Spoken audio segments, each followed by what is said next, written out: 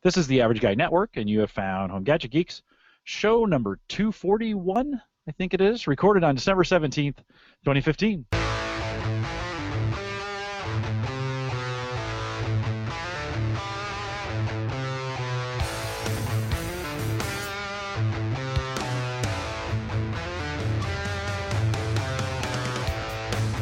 Here at Home Gadget Geeks, we cover all the favorite tech gadgets that find their way into your home. News, reviews, product updates, and conversation, all for the average tech guy. I'm your host, Jim Collison, broadcasting live from the AverageGuy.tv studios here in Bellevue, Nebraska. And, of course, we post the show with world-class show notes each week out at the AverageGuy.tv. You can also now join us live on our new mobile apps, whether it's Android or iPhone. Get the easy-to-subscribe to buttons for each of them. The best way to do it is just go to homegadgetgeeks.com. Both buttons are right there. It'll automatically just drop you into what you need to have and subscribe you so you can listen each week. The best part about those those apps is the live feature on them. If you were on a plane or in a train and you just had minimal bandwidth, you could be listening to us, the audio only via Spreaker, on there, and it's a great way to do it. Again, head out to homegadgetgeeks.com and download there. We want to thank LastPass for sponsoring those mobile apps for us, and of course, Home Gadget Geeks is a part of the Geeks Network. Find the links to this show, many other great podcasts out at thegeeksnetwork.com. I want to quickly introduce Mike Weger. Mike, we moved open mic night as well, right? I mean, new night for you guys, Wednesday nights? Yeah, everything has changed. We're back to Wednesday nights on open mic. I shouldn't say back to it. We switched to Wednesday nights, but hey, at least we're back up and running, answering the question from last week of when open mic night was coming back. But we're back. Okay, good enough. And this might be the fastest interview we've done from when we think about asking the guests to come on and then getting them to actually come on. You guys all know, if you've listened to the podcast over the last couple of weeks, we purchased a $99 Kangaroo mobile PC. We got it over to Mike Weger he's the Mac guy, and so we got it over to him like this was going to be his Windows device, and so we got it to Mike. Mike was kind enough to reach out to the guys, the engineer there, and we have Ben Chu here and Ben, do you work for Kangaroo InFocus? How does that work? And welcome to Home Gadget Geeks. Great to be here, guys. Appreciate it. Just a little background here. The company is InFocus. It's the projector company that I think is fairly well known. But we're actually part of the Kangaroo team, which is really sort of a small subset within the InFocus company. And we're, in a sense, sort of like a startup skunkworks sort of team that's focused strictly on this new platform and new form factor. So the intent is really to try and shake things up in the desktop space. We're trying to call this a new form factor, the mobile desktop. And again, the hope here is that with all the the new Intel technology and certainly Windows 10, there's a great opportunity that we see to really kind of make some new form factors. And I think over the past couple of years, you guys have probably seen all the mini PCs, the compute sticks, and whatnot, right? And we think this is a great opportunity to explore some new opportunities. Yeah, we actually tested. So we have a tech scholarship fund where I purchase equipment. The guys use our Amazon affiliate link, and then I take those funds and I buy equipment for guys to test, and they get to keep it. Right? It's the best way to get a fair review. This mic benefits from it. Right. At that standpoint, we have a compute stick. I think those were like $132. Right. I looked at those. When we compare this Kangaroo, this device to a $132 compute stick, it's better, it's bigger, it's more powerful, and it's cheaper. Let me just ask the question: how did you guys? I mean, $99 seems a little unreasonable. How did you guys get that perfect kind of sweet spot? Right. So I think there's certainly a business intent here to try and get the adoption rates up, right? To get people interested. It's really a big splash into the market, right? And certainly the pricing is a big factor in that endeavor. But I think the critical piece for us is to try and establish that, hey, this is something that's, like you said, something that's better than the stick PCs and some of the other mini PCs. I mean, certainly there's going to be a series of trade-offs, right? It's your typical sort of engineering problem. We've made some intentional decisions on where we want to focus, right? We saw certainly some of the benefits of where the stick PC is, but there's, I think, some weaknesses there, right, that we've tried to overcome. And I think the first area is certainly around having an integrated battery, right? Because I think that gives it an ability that simply just separates it very clearly from the rest of the pack, right? And the other aspect is the dock, right? The issue is that we've been, kind of contemplating, okay, there are things that we want to highlight, like, okay, we want to be next to a PC monitor, or we want to be next to the big screen TV, but we want to be able to kind of move things around. And so it's hot pluggable because it's got the battery, and you can leave docks, right, everywhere in the house if you want, or between the home and the office, and even on the road. So we've tried to really create the story around, again, Windows 10 anywhere on any screen, which is sort of the tagline around this. And that's sort of the messaging that we're trying to communicate to new users. And we expected, hey, it's a new thing, right, new widget. People are going to need some education and some experience to understand what this is. So that's why we wanted to kind of come out with this very enticing, almost impulse buy sort of price point, right? People, it's not even, you don't even think about it, right? No, that's the intent. You don't. I impulse bought it for Mike. Right. And that was kind of the deal. Ben, before we get too far into this, let's get to know you a little bit, because folks will wonder who you are and what you do and what role do you play in the company and how long you've been doing this and how'd you get there? Right. So basically, I'm head of the U.S. sales area. I'm the director of U.S. sales, and I'm part of the core team. There's probably about 5 of us scattered all across the globe. Most of us are flying either between the U.S. and overseas in Asia Pacific, whether it's China or Taiwan. Actually, this project started about almost 2.5 years ago, so I've been involved with this project almost from day one. And most of my past experience is around project management and sort of on the business side, supply chain area. But I think this has been an opportunity for us to grow into the consumer space. So I'm quite excited to be part of the kind of consumer U.S. sales side of the business, trying to get into the different retailers and really get an opportunity to grow something from zero, right? So that's pretty exciting. Yeah, and so where are you currently located? I'm in the San Jose in the Bay Area. Actually, been here for the past 15 years, so it's exciting to be in the Valley. Yeah, no, that's my hometown. So I grew up in San Jose. Yeah, I graduated from high school there, moved away, did some military time, and then moved out to the Midwest here. Mike and I are both located in the Omaha, Nebraska area. So it's early, a little bit earlier for you there. Thanks for jumping in. I do No miss problem. being in San Jose. You're in the right spot for what you're doing there. Right. So you had mentioned. So let's talk a little bit about form factor, because I showed this. I bought it. I took it to work to give it to Mike. Actually, he was going to meet me there, and I took it over to a buddy, and I said, hey, you got to check this thing out. And I slid the box out, which really nice box, and you open it up, and you pull that out in this black phone size device you pull out. It's elegant. It looks great. What were you shooting for there? I mean, what were kind of some of the thoughts as we just think about material design to begin with? What were you hoping for? Did you get there?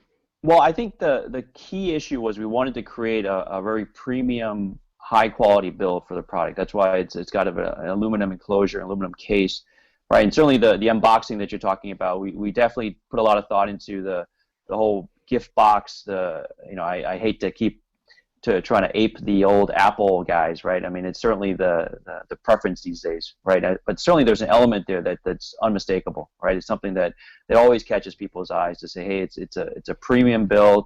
It's got a nice satin finish to it. I mean, it's everything that you'd want and sort of not expect from a $99 product. So it's sort of this sort of strange feeling. Am I really buying something that's this inexpensive, right? And I think that's the expectation that we wanted to hit. So I'm glad to say that I think we've hit it in your case, right, for sure. Oh, I think you definitely hit it. And I was going to say, and I'm glad you did, it felt like opening, a new Apple product, something that costs, a significant amount of money. And my expectations were, I set them low for a reason. I was like, okay, it's a $99 machine. Let's be real, Mike, you're not going to be getting a machine that can, do all this crazy stuff. Right. But then when Jim gave it to me, he's totally right with, first off, you're wowed by the presentation and when you open it up. And then second of all, once you get this thing up and running and just the look, feel, how it looks on the desk, no one would tell the price range of it. And then even beyond that, we can get into this in a little bit, the performance of it blew me away with how powerful it was for a $99 machine. Right. No, I think that's sort of the general reception to date. I mean, I've seen numerous reviews all across the web, and certainly a lot of the customer feedback that we've seen on some of the reviews on the retailer websites as well. And that's I mean, we're really quite excited that we've been able to hit that level of expectation. No, it's been good, and certainly we were talking in pre-show. You've gone through maybe 2 or 3 rounds of it being sold out. Is that a problem? I mean, some consumers are having a hard time finding it. It's in the Microsoft Store and in Newegg, and why not Amazon? Maybe you can talk a little bit about that. Yeah, I think, and this is sort of the great learning experience, at least for me professionally, right? I think the 2 key things that we kind of went into this in the beginning was how do we make sure we get the right level of promotion and excitement, right? And we didn't want to jump into sort of the big waters of Amazon and then turn out, well, hey, we aren't able to necessarily hit all of their level of delivery, because Amazon is definitely the major leagues. You do not want to stock out at Amazon. So it's just a vast level of customers. I not to say that I feel okay with being out of stock at Microsoft Store or Newegg, but I think there's it's more of a niche kind of retailing segment, and so I think there's some level of flexibility there. Again, obviously we're not crazy about being out of stock, and unfortunately, as of today, as of right now, we're out of stock in both of their online stores. There's still inventory at the Microsoft stores, but again, it's a learning experience that that our team is going through, and admittedly, it's been a steep learning curve the past couple of months. So since it's in the Microsoft Store, oftentimes we see the PCs in there, the Signature. Right. The Signature Edition. Was that a choice on your part to get into the for store? Sure. Signature? Yeah, it's definitely Signature, and we wanted to have a bit of a halo effect. For sure a halo effect, that we wanted to ensure that, well, one, we've been really very, just ecstatic about the level of support that we've gotten from Microsoft.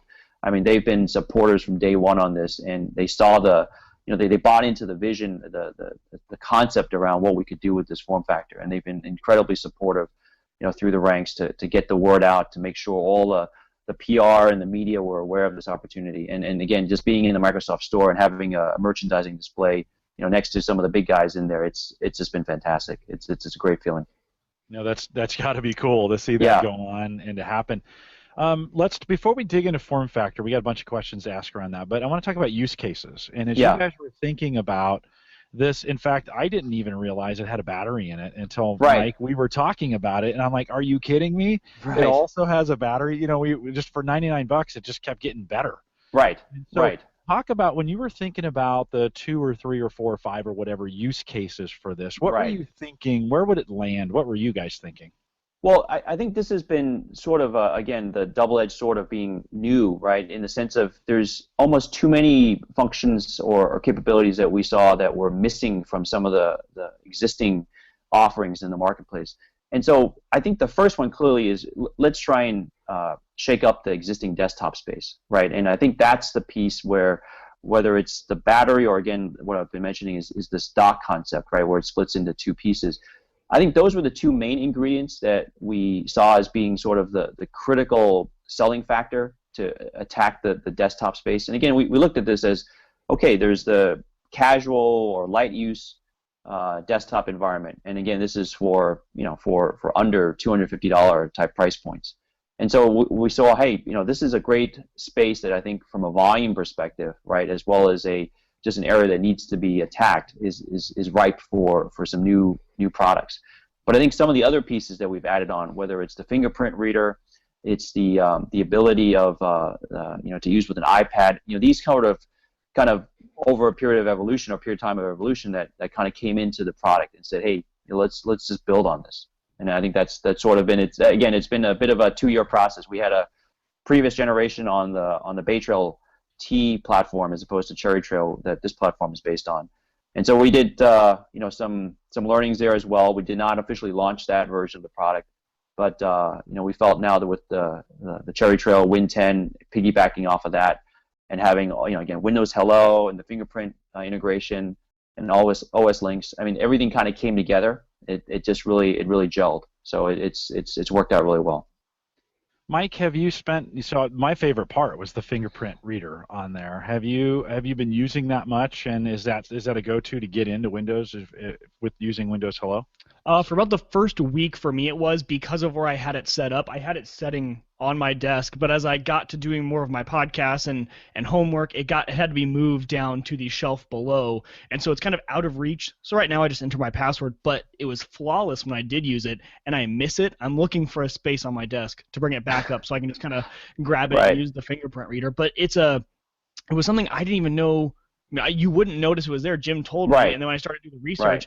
and that's what I think, the design of this thing is just so elegant that Yeah. when you don't notice it's there, and Right. especially, I'm the Mac guy who always makes Windows jokes, but on typical Windows machines, the fingerprint readers are pretty ugly and they stand Yeah. out on the keyboard and they don't work That's right. very well. That's right. This one, you don't notice. It's beautiful and it works really well.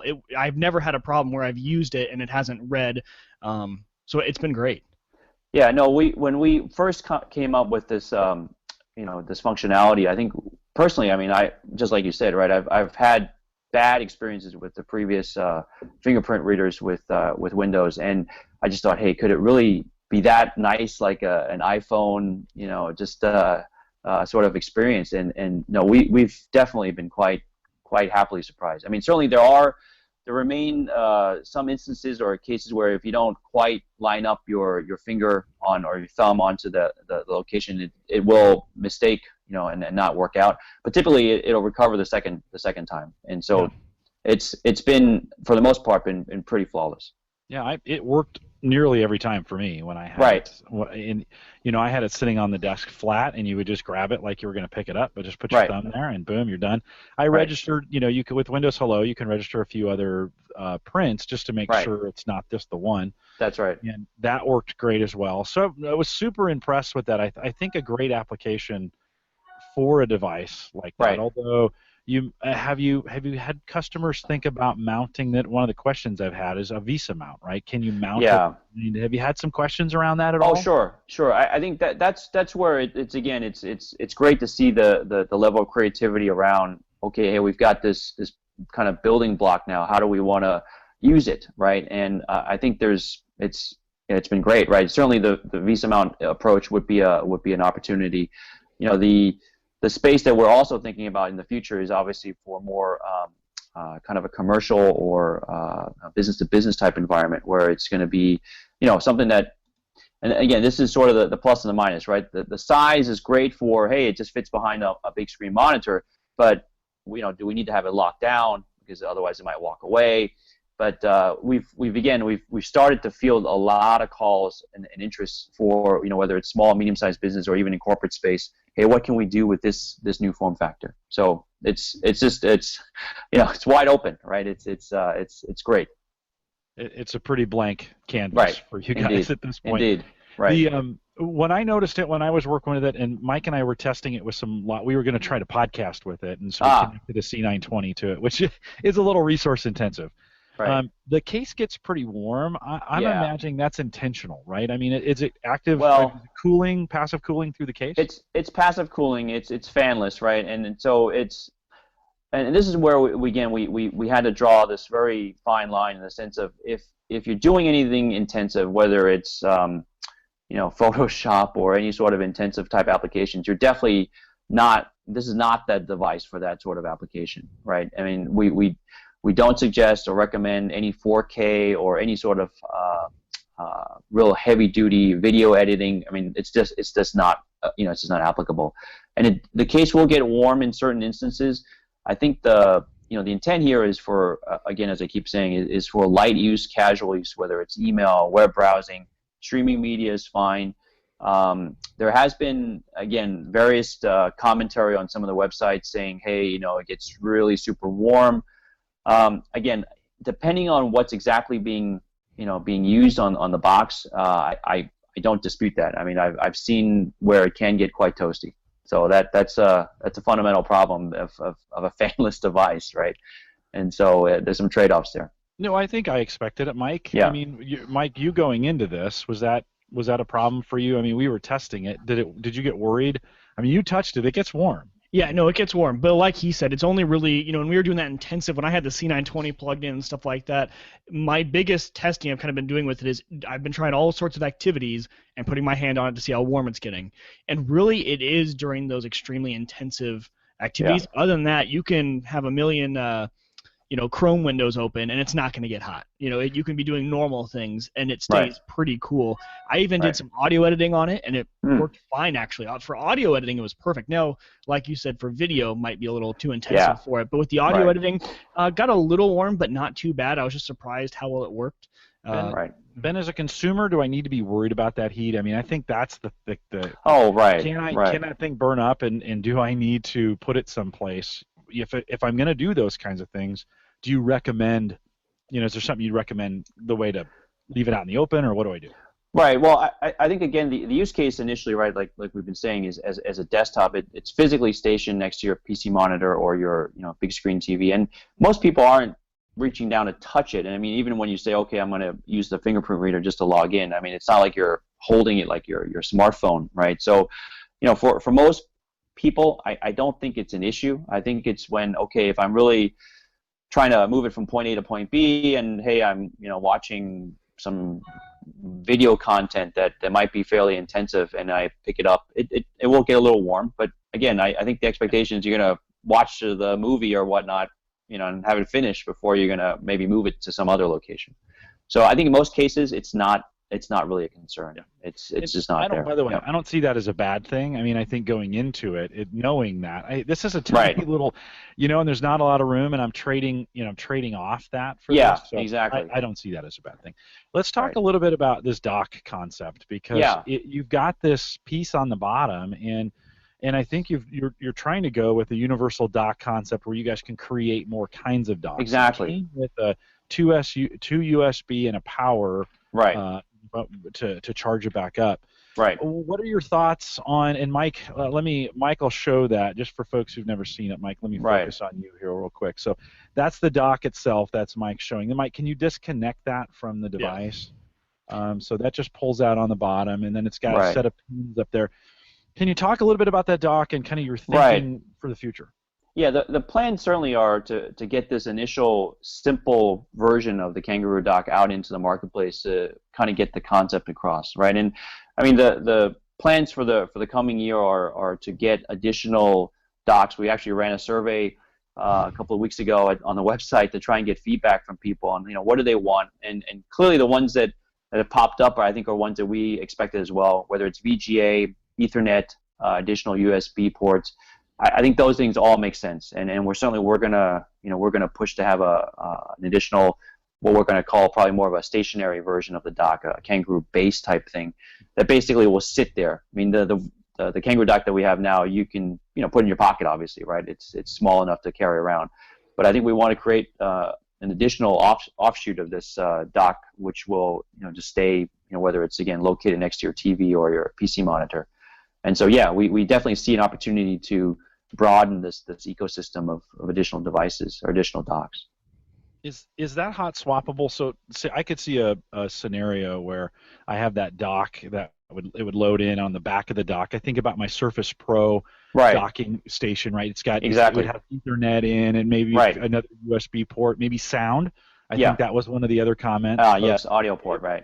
An audio port. Right. Can I put that thing to sleep, lift it out of that one dock, take the dock that comes with it, plug it in, take it to another room, plug it into the TV? I sure hope so, because that's just what I did. I really hope that's allowed. You don't need to put it to sleep, right? I mean, that's the purpose of the battery. It'll keep going, right? I mean, again, the stated use time, it's a 2200 milliamp hour battery that's in there, so it's not going to last you a full day for sure, right? I mean, the casual use testing that we've done, it's probably more around 3 to 4 hours. And again, we're back into this scenario of, okay, so how are you actually going to use this when it's not physically plugged into something? Whether it's obviously on an iPad, then sure, you might want to, again, pop in for a few minutes or just look up something, but it's not intended really to be, okay, I'm going to do my dissertation on this for the next 3 hours kind of thing, right?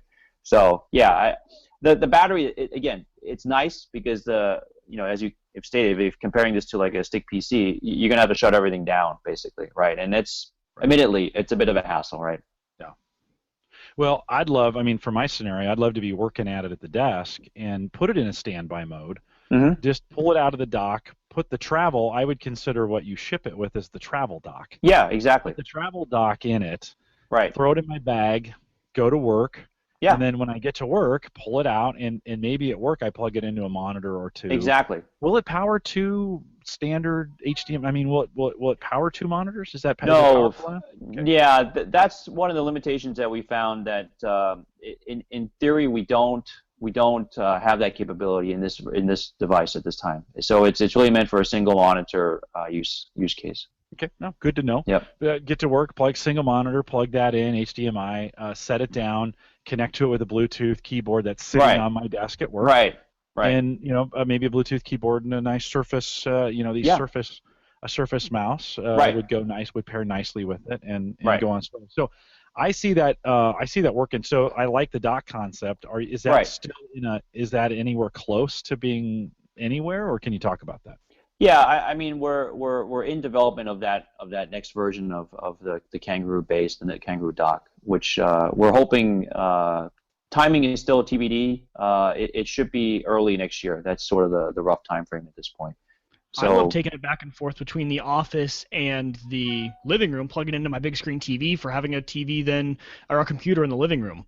And so Right. that's been nice. But so on that dock, having two of them would be perfect in those Right. different scenarios. Where here in my desk, I probably want a different dock than I would maybe if I'm just throwing it up on the TV for different purposes. So yeah, I mean that would be fantastic. Right. No, that's in fact that is the use case that we're shooting for, right? Is to be able to say let's move from point A to point B, and just basically have this the set of docks anywhere, right? That's the intended use. So yeah. Did one of the frustrations I've had with Windows devices that have been coming out are small form factors, or the fact that we're going 2 gig for RAM for everything Yeah. instead of 4. Can you Right. talk a little bit? Can you address that a little bit from a design standpoint? Because I'd love to see it with 4. I think it's a no-brainer. Sure. Windows works best with 4. So talk a little bit about it. Yeah, no, we definitely debated that internally. I think there's some inherent limitations that constraints that we had to live with.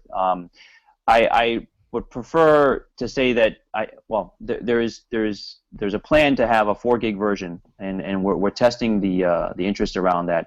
But I think what invariably comes up is how much of a price difference are we really going to be able to trade off on this? And I saw all the comments.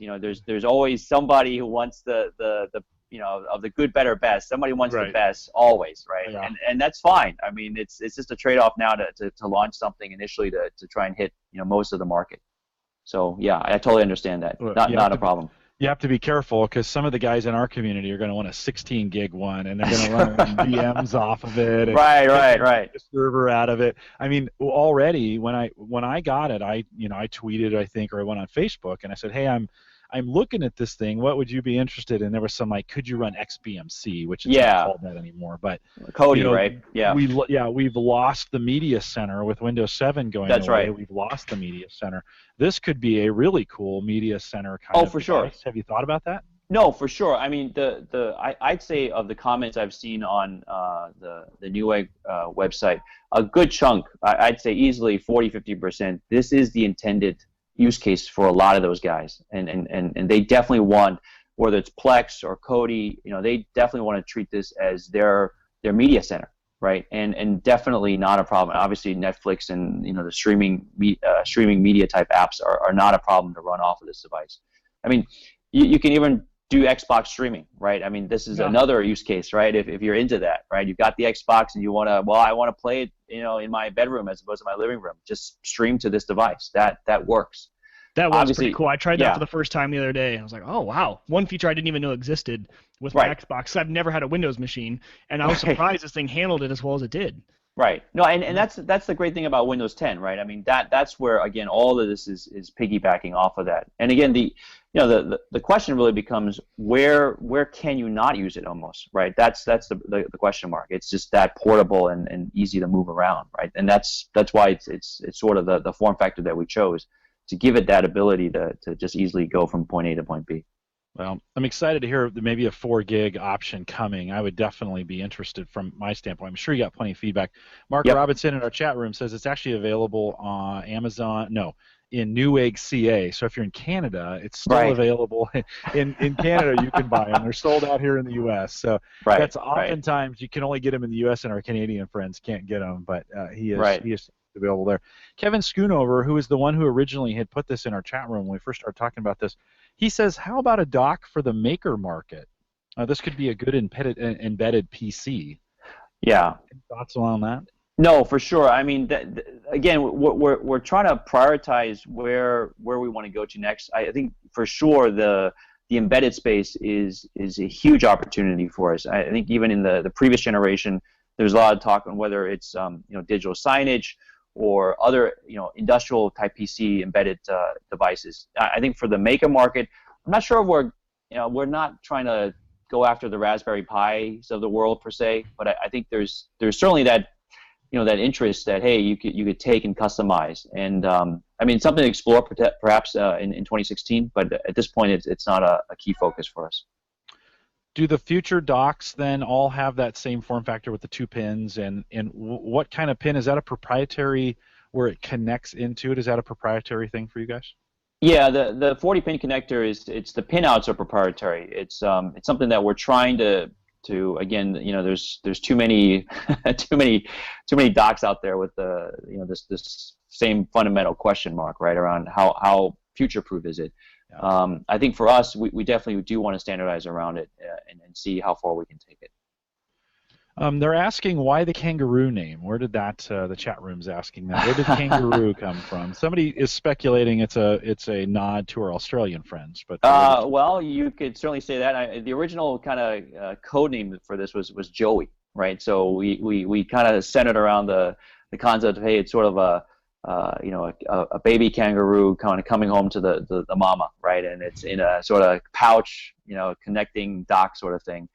And the name just sort of stuck. Our chief architect was basically the inspiration behind the Kangaroo name. So you took the name from Australia. When's it going to be available in Australia? Good question. Australian listeners are asking. Yeah, good question. No, I think that's the other dilemma. As we've been saying, it's out of stock now in the U.S. and we have fielded so many emails and interest in whether it's Europe, Australia. All over the world, and it's just hey, I want to be your reseller. Hey, when can I buy it here or there? It's again a good problem to have, yeah. But at this point we're trying to make it through holiday in the U.S. and not doing too well a job at that at this point. So it's a good problem to have. It's exciting. Yeah. I mean, we're excited for you guys. It's fun to see this where I'm not sure. Well, we know you did not anticipate it being this successful Indeed. in these markets. For sure. And, it's fun to see it kind of take off from yes. that standpoint. Yes. When we think about future, we talked about add-ons and docks and some other things. Anything else? We talked about more memory maybe and some of those kinds of things. Anything else we didn't mention that you'd be excited to kind of talk about with an enthusiast community that might be options? Well, so one of the other pieces is certainly, and this is where we're still debating this internally, is the whether the dock can be integrated into something like a monitor, right? So, whether there's enough interest to say, hey, let's buy a 24-inch full HD type monitor that has an integrated dock, and it would have some additional USB options for you as well. So, would that be worthwhile, right? To say, hey, I don't need to use a separate dock. I could just have one that's built in and it slots right in. I mean, that's something that we've also been debating internally, and how much of a demand would there be for that type of dedicated device? Now, again, this would be a monitor that in theory could be fine. It would work with any standard desktop as well if you didn't have the Kangaroo. But the intent is, hey, I want to have something that almost looks like it's like a semi all-in-one type device. But I think that's one of the other pieces that we debated is when you talk about all-in-ones, it's great to say, hey, I've got a high-end all-in-one like an iMac, right? But it's spec'd out to the gills for maybe like an i7 and above. But hey, that screen is going to be good for 5 years. But I'm stuck with the current gen of Intel's CPU even when they've come out with 3 more generations by the time, hey, I may want to change my my iMac screen now. I mean, this is sort of the dilemma that I think a lot of people are seeing with the all-in-ones, right? And this is something that we want to say is, hey, we've got a modular all-in-one almost, or a modular desktop environment where you keep the screen that you like, but you can upgrade, right? Potentially whenever there's a new CPU generation that comes out. So that's something that that's floating around internally as an idea for the future as well. When you've several times you've alluded to trying to get a gauge on how popular this would be, or how popular this, you're trying these different things, and you're like, and I get it. I work for a business that we have new ideas all the time, and we're thinking about, would anybody buy, would anybody buy this stuff? And you hate to go to market too quickly and then have nobody buy in excess. Exactly. Have you thought of doing like Kickstarter models where you gauge that through funding? Has that come across? It's come up, but I think I'm sure you guys have seen, right? Just recently, all the bad press that Kickstarter's been getting for some, whatever you want to call it, scams or shenanigans, right? Yeah. And I'm actually a little leery of heading into that space at this time. I mean, I think before we did debate about how do we want to bring this to market and try and get again some read on the interest before committing, but I think given what we've run into so far, which has been quite successful, I'm okay, I think, at this point to just go with a more traditional, hey, we're going to launch something and maybe we'll start with small volumes, but I think we stock out, that's a good indication, right, of where the interest is. But Kickstarter in and of itself, I think at this point is maybe something we'll probably not head into at this stage. Yeah, we've interviewed some, and we like to interview. You're in our perfect market for our show because we like to interview these small market or emerging market companies. We've interviewed like Clamor or Simple Podcast Press. These guys they're small shops. They're moving quickly. They've all gone to social media for their feedback and those loops.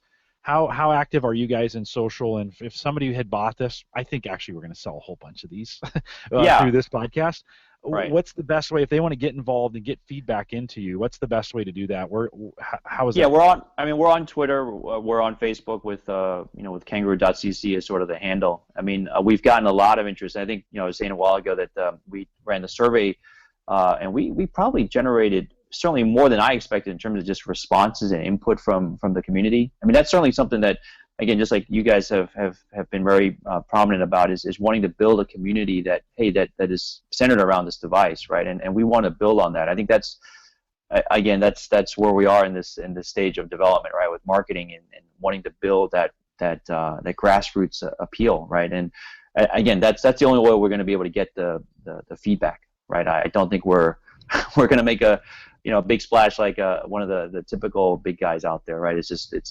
That's not where we want to play at this point. Mm-hmm. So yeah, for sure.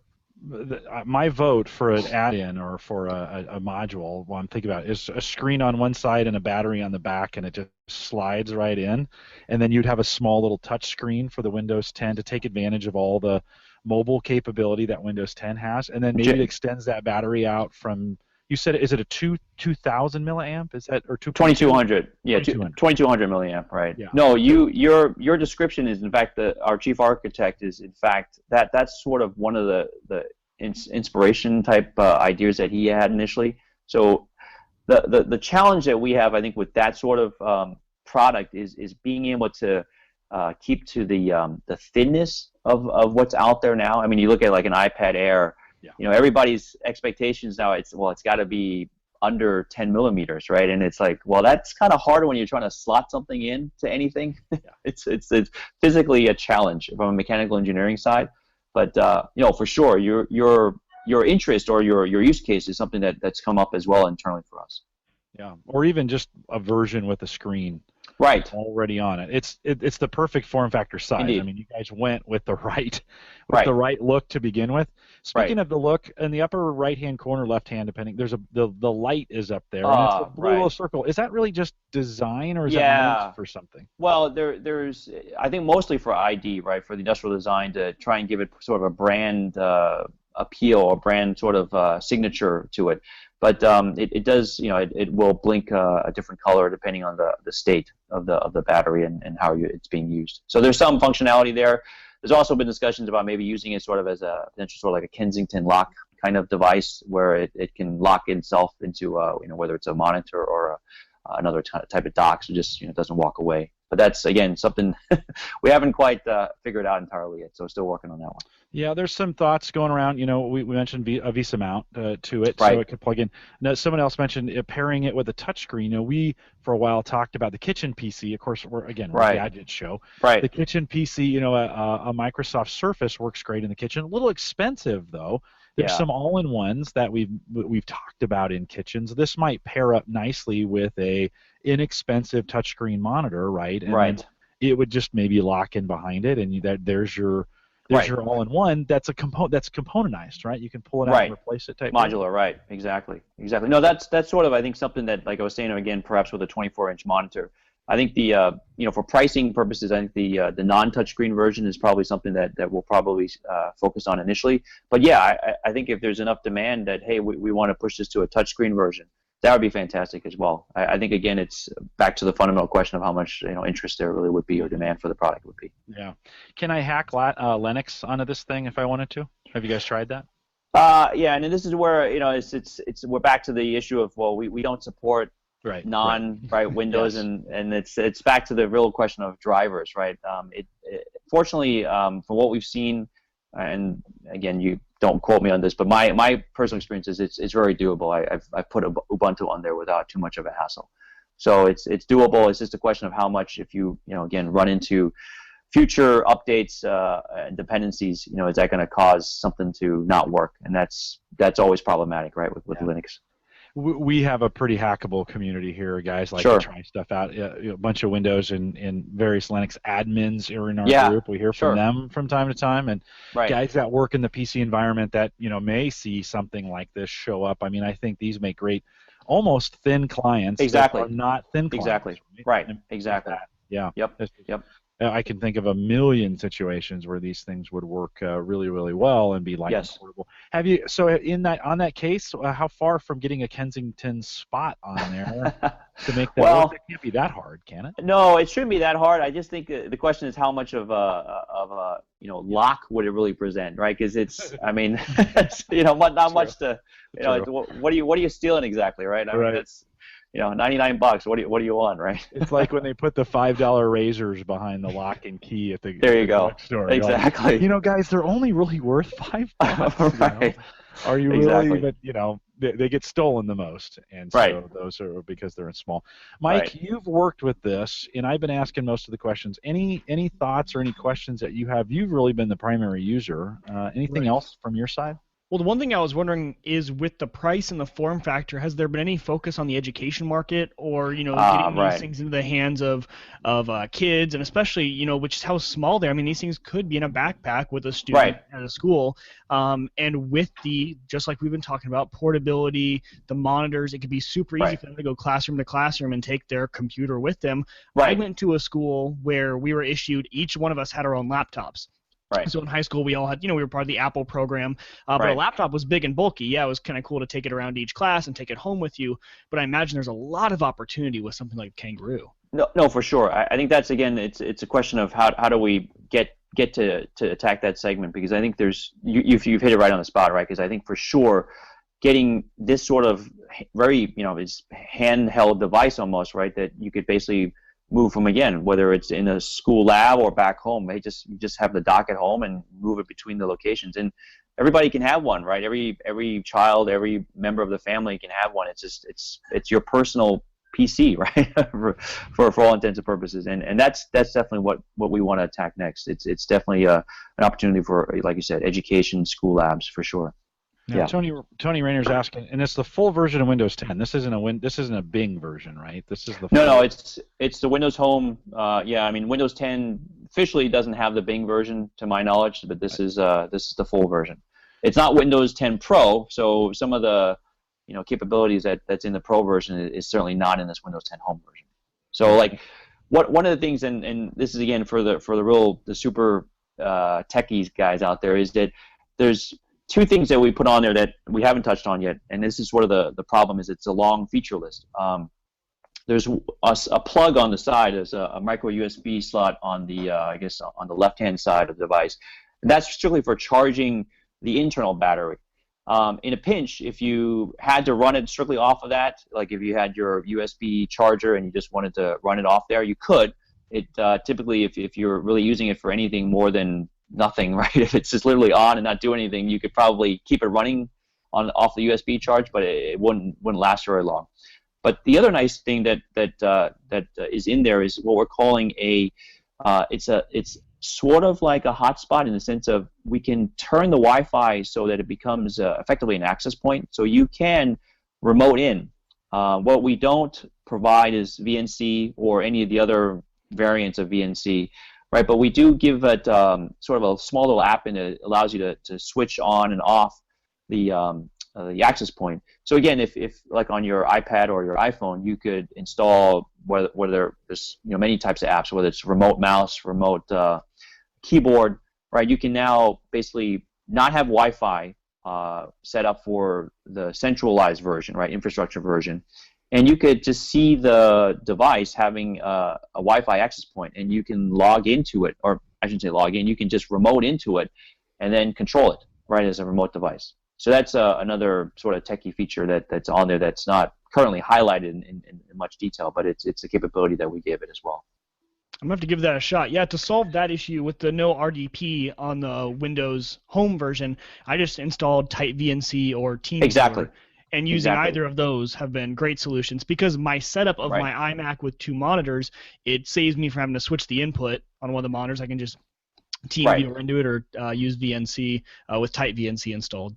Works pretty well. Right, and yeah, TeamViewer for sure is the way to go if there's no Wi-Fi. Then and this is again a very perhaps limited use case, right? Let's say you're up in the mountain somewhere with no Wi-Fi in the lodge, right? You could definitely control it without it and have it connected to your TV, for instance. But again, it's a bit of a more of a unique case of being without Wi-Fi these days. But that's an option we gave it as well.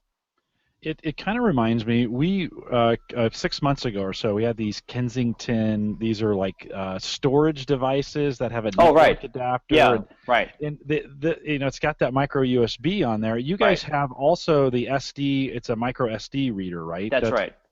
And that supports up to 64 gig in there or more? Well, the official spec from what Intel is saying is that at this point it's limited really by the size of the SD card. So the largest capacity that I've seen for micro SD form factor is up to 200 gigs, and it's a bit pricey, obviously, but it's not a problem. So I think most now are like 128 is sort of the more generic size, and that's not a problem.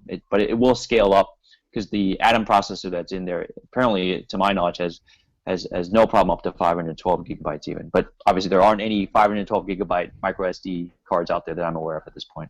Yeah, it just reminded me when I saw that. It just reminded me of this device that's got storage. Right. It became a Wi-Fi hotspot. Exactly. You can charge. It's got a battery in it. You got a card reader on this side. You can plug in USB. They provided a USB, a 16 gig. Right. Plugs right into it. You can hold it by that.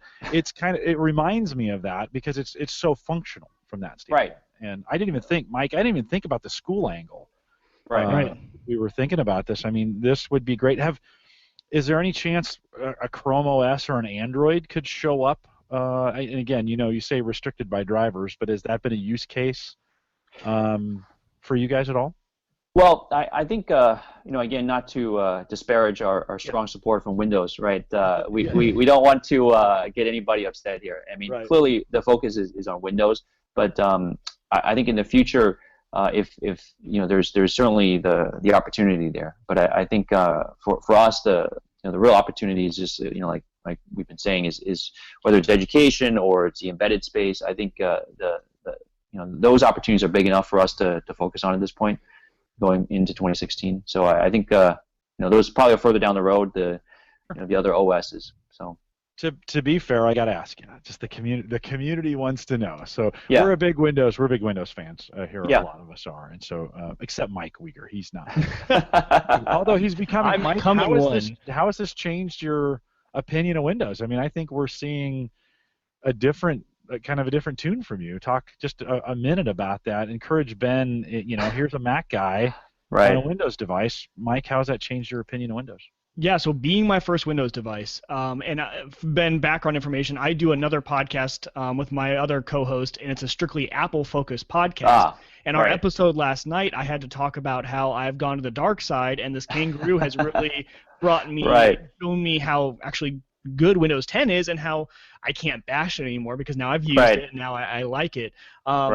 That's, I think, the testimony to how crisp and how clean of an experience it's been on the Kangaroo. If I had gotten a machine that was, jittery and non-responsive and not as smooth, I think I would have a completely different tone with Windows 10 and my reaction to it. We got this to test the Kangaroo, but we also got it for me to test Windows 10, so it's kind of a dual-use sort of thing. Exactly. And I think that's what I told my listeners on my Apple podcast was, I think it's really the device that it made it for me, and it allowed me to see, okay, I've seen the light, Windows 10, I can't bash anymore. It's not terrible. So from that end, it's been great to learn on, and it's exactly what I need. For the use case that you have said, I browse email, I do Twitter, I've edited some audio. I've almost used it in a sense of, okay, so one of my parents or my grandparents, the things that they would like to do, because I'm thinking for them, this would be a great replacement. My grandparents are running a Mac Mini that's like 7 years old. It was right when they came out.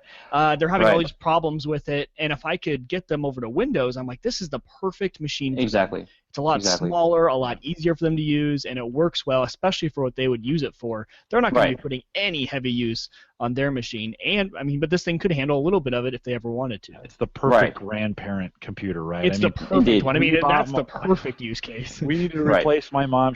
We had a PC that had gotten from XP for her, and so we're getting ready to replace it. This was a year or two ago, and I would have loved. This would have been this would have been out.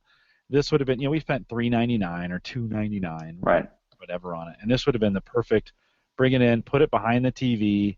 She never has to think about it. Connect it with the keyboard and such. So, Ben, we've taken a bunch of your time. I want to say thanks. Anything else that we missed that you feel like should be highlighted when we think about this? I mean, a lot of the guys in our community are going to use this as kind of the de facto review for it. Anything else you'd like to highlight, or did we get most of it? No, I think you've gotten all of it. I mean, again, the real, I think the super techies, other than like a media center use case, I mean, think about it, right? It effectively could be your home server, right? It could do home gateway, however you want to, if you want to just throw it into a closet somewhere, as long as it's got an Ethernet connection, right? And again, where you can do it with a USB dongle approach if you have to, if you want to hardwire in. But for sure, it's something that could definitely be your general purpose. Just have a couple in the house, right? You don't even think about it, right? Yeah, for sure.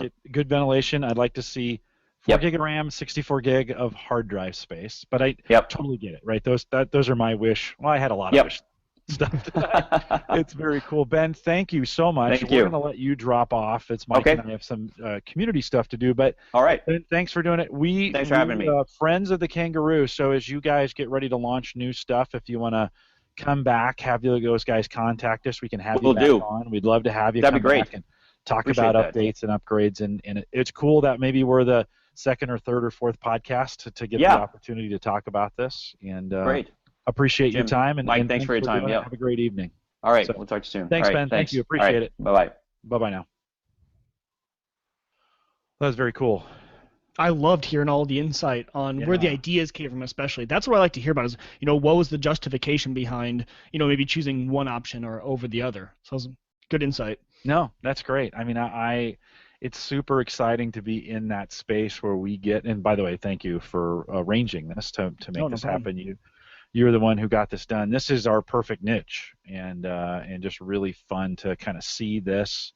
Yeah. One of the things I wish I would have asked is how big is the team. I did not. Oh yeah, we should have asked that. I think you said it was a couple around the world, right? Or yeah, and I was surprised just how interactive their social media was with this podcast. They tweeted it. It's on their Facebook page with a link to all of your stuff. I mean, they were good about promoting it. I like to see that from companies when they are going to be on a show and when they get invited to do stuff, they promote it. they were a lot more active than I was. Right. In promoting the show today, I was like, I was checking my Well, email. we talked about it. We build it up in the week, so our listeners know it's coming and stuff like that. Whereas they want to get the word out that they're going to be on it. He'd gone back and watched the review that we had done, Yeah. kind of the impromptu review, and I was surprised when I asked him, how many podcasts have you been on? I thought he would have said, oh, we've done bunches of them. Especially when he said it's been around. This has been a 2.5-year project. When he said that, I'm like, yeah, I was shocked it's only been 2. Yeah. Yeah. Well, I heard that, Paul Thrott brought this up on Windows Weekly, and I thought, oh, crap, But I think this is probably as close to being as an early adopter as I'm going to get from some of these things and having this stuff out there first. And not that really matters, but pretty cool. And I think, guys, if you're listening to this, if you're hearing this, for $99, you should watch the stores. I think this is one of those things, man, you can't, Mike, I don't think you can go wrong from a device standpoint. That's been the gist of my review that I've been, creating over time. I just keep adding things as I experience more and more, and I keep going back to the fact that you can't beat it for the price. And the use cases we heard from him tonight are good to add in to what I was thinking, but, I kind of mentioned it at the end there that for a grandparent, this is the perfect computer. Because, it's funny, I've played more solitaire on this machine than I've ever played solitaire in my entire life.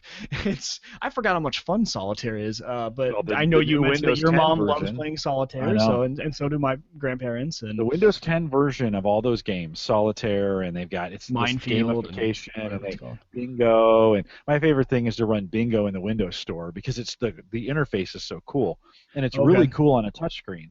And so you actually play against a bunch of people playing these bingo games, and you're in a room, and there's music playing.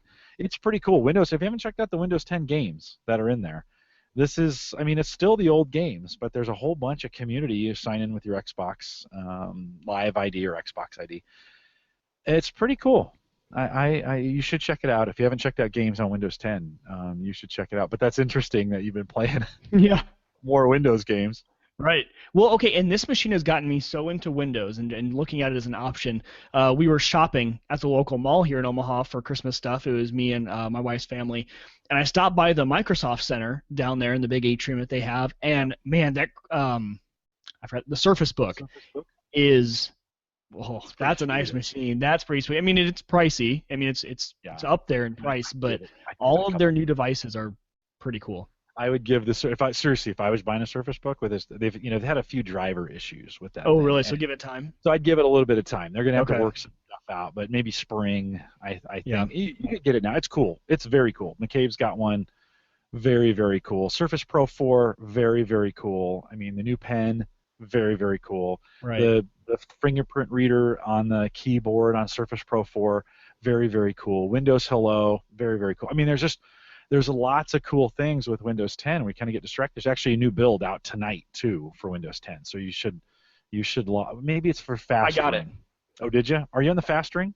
Is it 1182? 11082? I think so. I got it. I'm in the fast ring now. Good. So Good. so I grabbed Dude, that. You're a Windows insider. That kills me. Yeah, things have changed a lot. And you've really confused me because we are at the stage right now.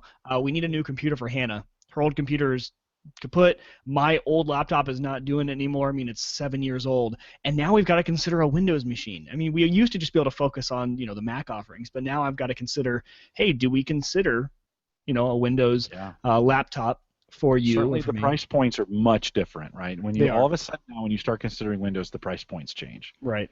It's like, you know what? Maybe we can get away with something that'll go 2 or 3 years at a lower price point.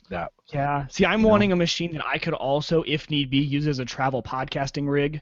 So pretty high specs on video and stuff like that. So I'm looking to, if we're going to get a laptop, we're going to spend the money, let's do it right.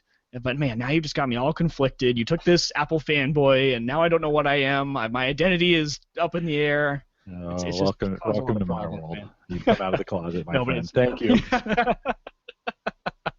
Now my mom's really worried about me. It's just all. What have you turned in? I'm going to get this call from your mom. Why? What have you done to my son? Yeah, he suggested a Windows machine to my mother. I thought you were a friend. Yeah.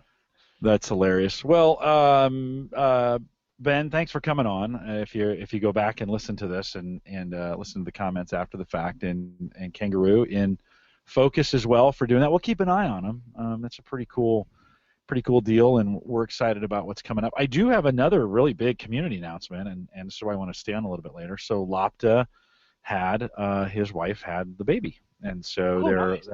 on Tuesday, so 2 days ago, and all is good. He says all is fine. I asked for permission if I could announce it on the show. He's such a big part of what we do here that I thought it'd be cool. And so I immediately tweeted him, dude, I need a parts list for your baby monitor. So because he's going to build his own. This is the cool thing. Okay. We're going to buy one. We're going to get one of those ones that Kyle was looking at. I'll probably wait till after Christmas and see if we can get a pretty good deal on something like that. But Lapta is, he's always here. And I didn't see him tonight, and I was kind of wondering, maybe she had the baby. And she did indeed, and he gave me permission to talk about it. So congratulations, Lapta, to you, and I know you're a big part of the community here, and super important. Get me that parts list so we can get those things out to you. You can build it. And if you're listening and you want to take advantage of our Tech Scholarship Fund, by the way, hopefully you're taking advantage of it as you're buying Christmas gifts. This is the best time to get it done. I was telling Mike before the show, I typically see a bump in the scholarship fund after Christmas as you guys buy all the things you didn't get for Christmas and you use the Average Guy Tech Scholarship Fund. Just a reminder, the averageguy.tv/Amazon is the way to get that in use. If you use Amazon Amazon CA, so the averageguy.tv/Amazon CA, of course that benefits Sadler. Yeah, he's still around. I've talked to him a couple times. And if you use the Canadian link for it, that goes to an account there, and he'll use that as he needs to. Get some little gift card, and I tried to get John back on the show for our anniversary show, and we just couldn't get it all together. I will get him back on here sometime early next year. Mike, anything else from your side? I think we'll wrap this thing up. But anything else that we need to talk about before we bring this in for a landing? I think that covers it. I just loved that interview. Ben was great, and now it's gotten me more excited for future iterations of the dock, especially. Super pumped for it. It got me more excited now for the future of this thing. I already like using it, and now that I know that there's a future in it, I mean, this is not just going to be a one and done kind of, we were just testing to see how it works. They're really putting a lot of research into the future of these products, which is good. It's awesome. I'm really excited. They got their hands full. Yeah, they do. You can tell they're extremely busy. And everything we brought up, they have considered, which means, they are just going through, I'm sure, just meeting after meeting of ideas on where to go with this device. That's pretty awesome. I hope they can, that's the hardest part when you have a hit, is coming up with the next one. And so. That was surprising to hear from, I was just shocked that wasn't expected. It's kind of different to hear that. You never know, and he was totally right. They didn't know with this thing what the expectations could be and what the demand was going to be. Hit at the right time with the right need and the right place, right? They got the right OS. Right. Imagine a year ago trying to do this with Windows 8. No, not going to happen, right? There's no way they could do it at $99 a year ago. No. Right?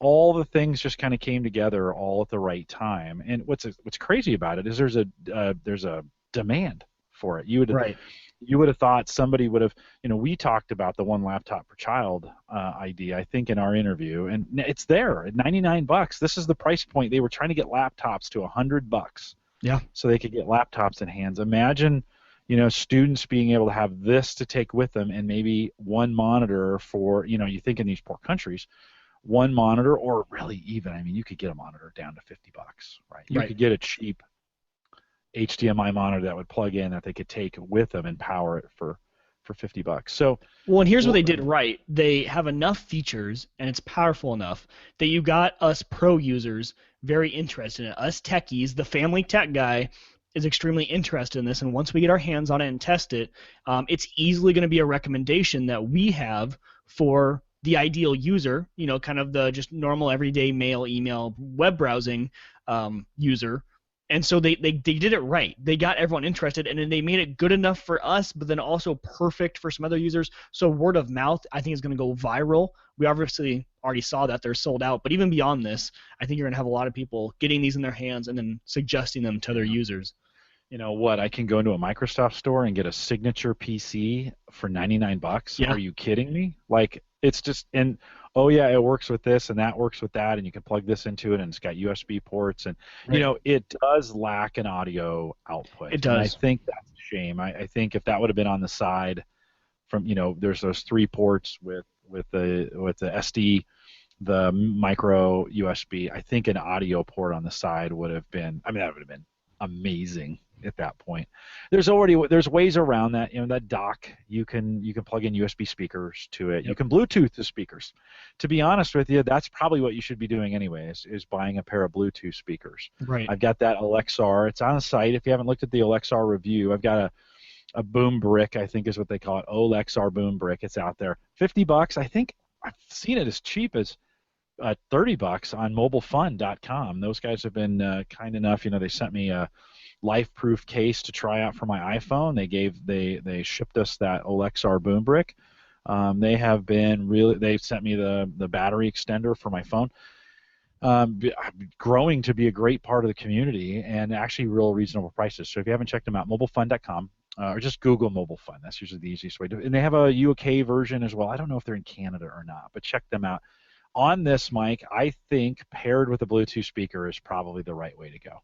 Oh, definitely. Just to be honest. Yeah. Well, I mean, HDMI works. So if you have speakers on in your monitor. Yeah. But yeah, right. But quit plugging stuff in. It's got Bluetooth. Yeah, that's true.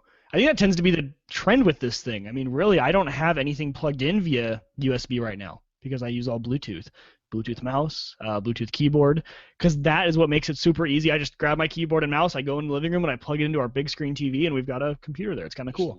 Just leave that stuff laying around where you're at, set it down, it automatically connects, and go for it. So that's pretty cool. Tony, I think, just can't wait till they come back in stock. He's got some money on a Microsoft credit, and he says it would be great it'd be a great den PC. This and a monitor would just be enough, and it absolutely would. I mean, it's just a great way. Maybe a little Bluetooth keyboard you put on your lap, and away you go. So no, pretty cool. Well, we'll thank those guys for providing Ben to come out tonight, and I hope we get him back. That would be a lot of fun to have them come out. Hopefully, we'll sell a few of these for them. I think we probably will. If you're thinking about buying one, let me know. Love to hear from you. If you're thinking about, you have anything else, Mike, before I close it? Well, I was going to say, if you guys do get these, or if you have any questions, specific questions, on Twitter at WiegerTech, WIEGER Tech, TECH, just hit me up there. I love answering questions, and if I get enough of those from you guys, that really helps me shape my review of this thing that I want to do for the site. I want it to be as comprehensive as possible. So anytime you guys just think of a question, tweet me or email me, however you want to get a hold of me, let me know, and I'll get back to you directly, and then I'll put it also in the review. It'll help me out. So. And Mark Robinson says ca.mobilefun.com. They are in Canada. I was sure they were.